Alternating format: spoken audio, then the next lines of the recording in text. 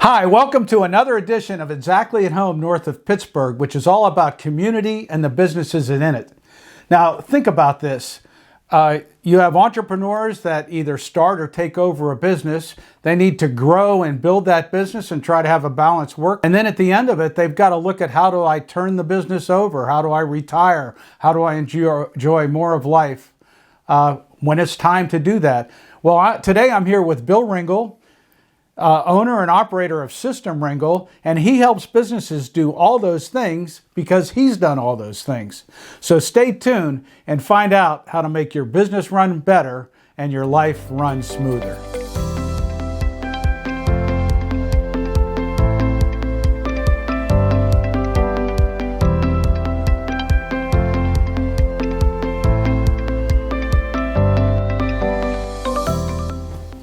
Well, how are you today, Bill? I'm doing great. How are you, Dave? Well, tell us a little bit about how you got into this industry, System Ringle, and how it all came about. Okay.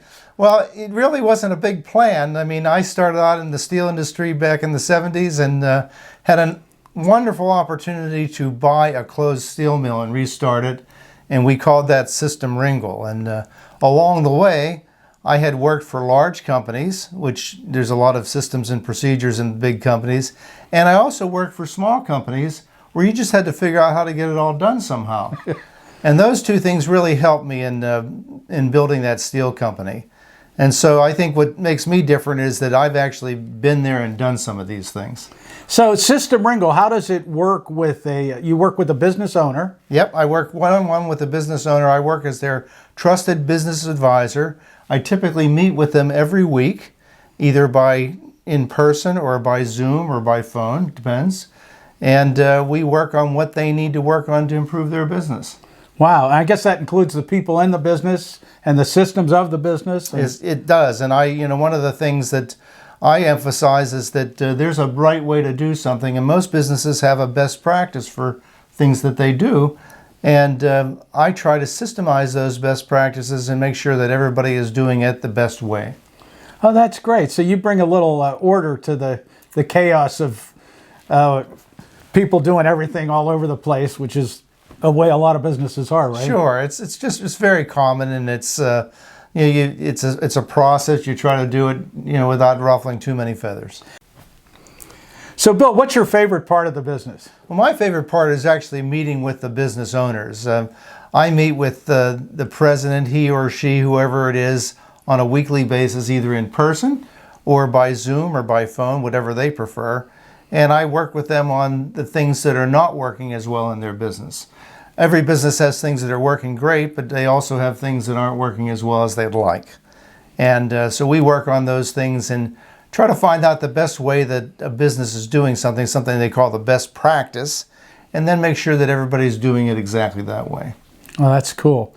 So have you had any particularly memorable experiences or maybe an unusual client request that you didn't think you were going to get asked to do? There are so many. It's hard to pick out just one. Certainly I've gone into actual environments with the client and helped them with what they actually do, even though I am not an expert in what they do. I'm always there willing to help out. I've done trade shows where I've manned booths with clients.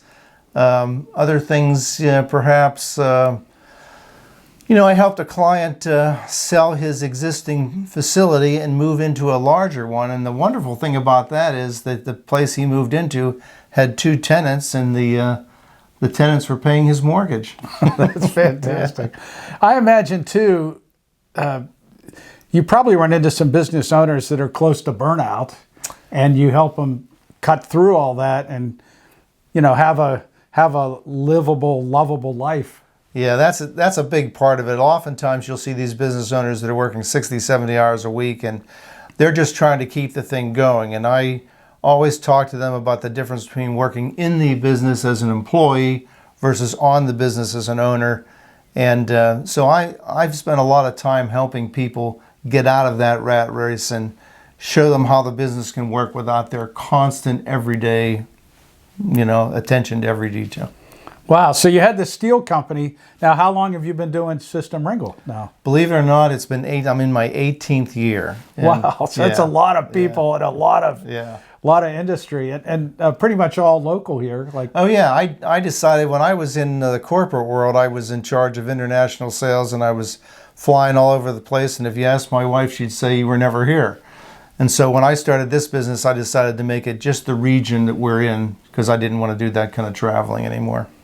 You Well, System Ringle, it sounds like everybody could use a little bit in their small business life if you don't have your procedures and systems worked out. Yeah. And here's the banner for Systems Ringle. Individual business mentoring, developing leadership skills, succession and exit planning. And I know that, Bill, you're big on what the annual planning process and get the year's plan worked out and so forth. Sure. I mean, that's one of the things we do every December in a business. I mean, I don't have to wait till December if you're a new business.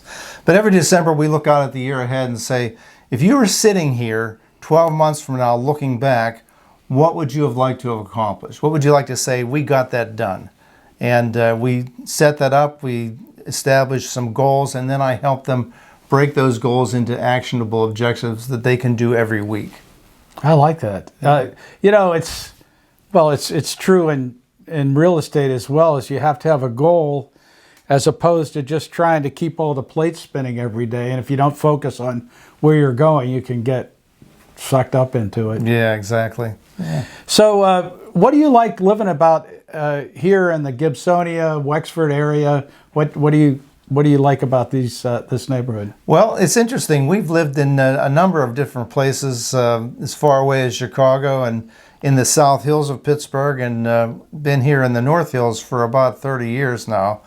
And the North Hills has that kind of country feel, like you're out in the country, yet you're 10 minutes from all the conveniences you want. And so to me, that's really the best of both worlds. What do you do for fun? What do you do outside of work? You know, I've always been a big exerciser. I was a runner for about 30 years. In the winter, I do cross-country skiing. And oh, by the way, we had a great winter for cross-country skiing this year.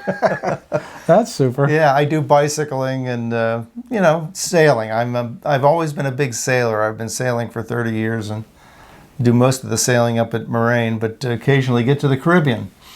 That's cool. Yeah. Oh, yeah, so you know how to run a sailboat, too, which to me would be pretty complex. What's your vision for your business? Like, where would you like to see it head? Is there any needs you see in the north of Pittsburgh community here?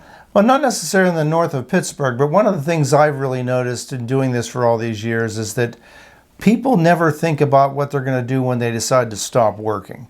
I mean, everybody thinks that this business is going to be their great retirement plan, and what I've noticed is in very few cases does that really work out. But it can work out, and so recently I've been focusing more on this exit and succession planning. And what I've learned is that, if you plan it right, you can get a lot more for your business than if you just wait till the end and you decide what you're going to do at the last minute. So I put a team of people together that are valuation experts and legal experts, and I'm focusing now on helping people plan for what comes after they're done working. That's cool. So get organized to do the work and then get organized to leave the work behind at some point in time, or to turn the reins over to whoever, the next generation or next owner. And there's a real defined process for doing that. I have a very defined process, 5 steps, and anybody can do this. That's fantastic. Well, I think I can just imagine on behalf of your clients what a help you are to help them get organized, to figure out where they're going today and tomorrow. And well, let me ask you, do you know of any other businesses I should be talking to? Sure. I mean, there are lots of great businesses. It's amazing, when I decided to stay local, there are probably 1,000 businesses in our area that fit my profile of businesses I could help. And the one that I was thinking of in particular is the local business in the North Hill, Diamond Wire Spring. They're one of my clients. They've got a great story, And, they've been at it now for about 50 or 60 years. So multi-generational. Yes, absolutely. Multi-generational. And it sounds like a specialty product, so they got Yep. their niche worked out. Yeah. That's cool. It's really, you look on either side of the road or behind the industrial parks and find out there's lots happening around here, and yet it's a great, comfortable place to live too. It is. It is. Well, I really appreciate it. You need to call Bill Ringle of System Ringle to get organized for your small business and set goals, make plans, achieve the goals and plans, and enjoy life on the side without working too much. So tune in next time for another edition of Exactly at Home North of Pittsburgh.